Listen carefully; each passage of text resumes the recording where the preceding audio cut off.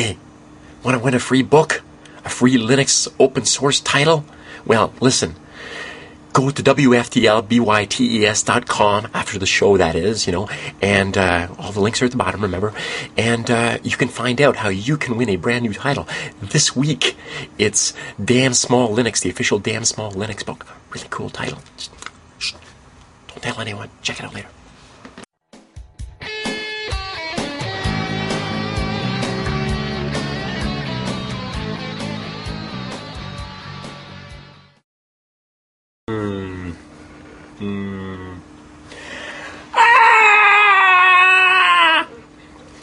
Hi, you didn't see that one coming, did you? I didn't see that one coming either, but, Chameleon. Hey, listen, it's Thursday, December 18th, 2008, and this is Wolfdale Bites, your occasional daily FOSS and Linux news show with your host, me, Marcel Gagne.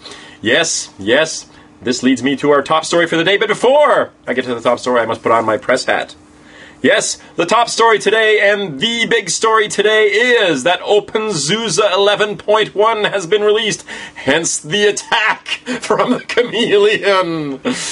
Yes, this is actually a very cool new release, which actually sports either GNOME or KDE. The GNOME release is 2.24.1. The KDE release is 4.1.3. However, it's got some backports from the 4.2 stuff, so that you've got some enhanced compositing features. You've got PowerDevil. The new power management tool is built into the 4.1.3 release. It's actually very cool. It comes with a hot new, no-click-through EULA. It's not even EULA anymore. It's a brand new license that gets away from that whole thing. It's just a, hey, here's the license. It's very simple, based on the Fedora license, as I mentioned a little while ago. It's also the very first OpenSUSE that's built on the new OpenSUSE build service. And let me see, it comes with a brand new YAST, yet another system tool, Liberation fonts, all sorts of other good things. In fact, there are things in there that you wouldn't necessarily think about in terms of new features, which are pretty cool. Like, for instance, ready for this? If you're one of those lucky people out there who's got one of those those Linux-powered Android phones, the G1, well, guess what? The new OpenSUSE lets you synchronize with your Android phone. This is actually, like, really great stuff. Anyway, OpenSUSE. It's a great distribution. This is a great new release. Just go to the websites, opensuse.org, and pick up one of the torrents or download it in some way, shape, or form. But hey, check it out, try it out, and see what you think. It's good stuff. Speaking of Linux distributions, remember all this news about Mandriva's having a tough time? Mandriva's having a good time. Are the numbers going down and the numbers going up? Well, according to the VAR guy, things are actually looking pretty good at Mandriva. And in fact, Mandriva is gaining momentum, at least in the channel marketplace. Take a look at these numbers, comparing 2008 to 2007. In 2008, Mandriva has 2,000 corporate channel partners through which it does its business. That accounts for 42% of the dollars coming into the company. Last year, those numbers were 1,200 partners at 39% of the business. So the number of people that are signing on to work with Mandriva are actually on the up. Number of employees, 200 this year, 120 last year. So all that good news makes it sound like things are actually not only looking up, but things are actually pretty rosy over at Mandriva as far as the business world wanting to work with Mandriva. However, all that good news almost pales in the face of the firestorm that was sort of launched as Mandriva let go their contract workforce a little while ago. Not their employees, but their contract workforce, including one, and this is the one that's raising the ire, Adam Williamson, who was the English language voice of the Mandriva forums, and who apparently is still a big ardent Mandriva supporter out there. Speaking of new releases, Sun has just released VirtualBox 2.1.0 XSM.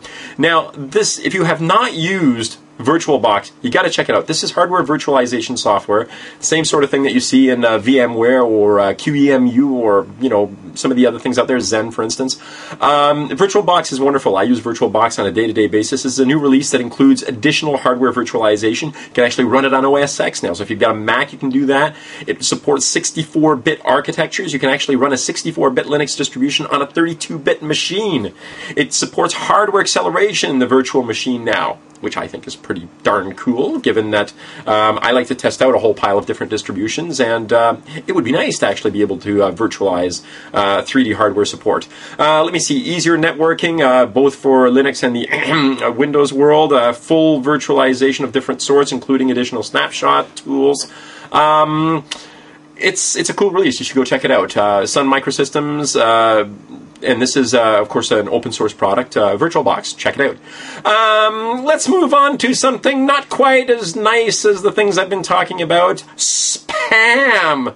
Did you know that spam accounts for 200 billion email messages per day? I'm talking billion. That's like with a B. 200 billion of the darn things. That's more than double what it was last year in 2007, according to a report by Cisco Systems, as reported by the Globe and Mail. Globe and Mail is how I found out about it. Anyway, that's pretty bad stuff. And one of the things that's actually on the increase, which is a bad thing, a really bad thing, is something called spear phishing. Get it? Spear phishing, P-H-I-S-I-N-G. And the idea there is it's personalized spam. It's spam that's actually addressed to you as opposed to somebody else other than you. The problem with that, of course, is it means that a lot of spam filters just sort of let the stuff sail right on through, which means that if you thought your spam filters were doing a good job, and they haven't been doing as good a job lately, then you probably know the reason why. And since we need tools to help us fight all this stuff, over at Linux.com, Robin Roblimo Miller has a story where he points out that once upon a time, actually probably still, Spamhaus, RBL, was like the great blacklist. RBL, by the way, is real-time block list. And it's a service by which you could use your spam filter to tell your spam filter about it, like Spam Assassin, for instance, and it would look up the addresses that were coming in and compare it against its own blacklist and say, that one's a bad one, and you didn't have to actually go through the process of deciding whether that was spam or not, because somebody else had already decided it for you.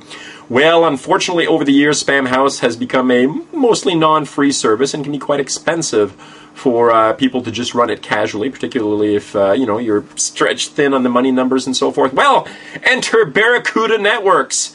Barracuda Networks is an open source company that produces